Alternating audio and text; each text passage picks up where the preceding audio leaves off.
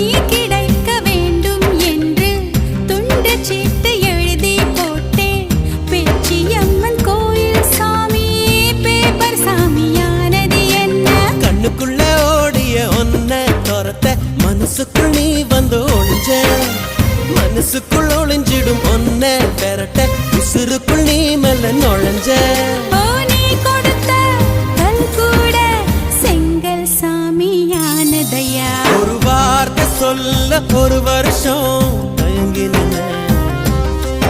அந்த பார்வை பார்க்க முடியாம நான் ஒதுங்கி நின்ன.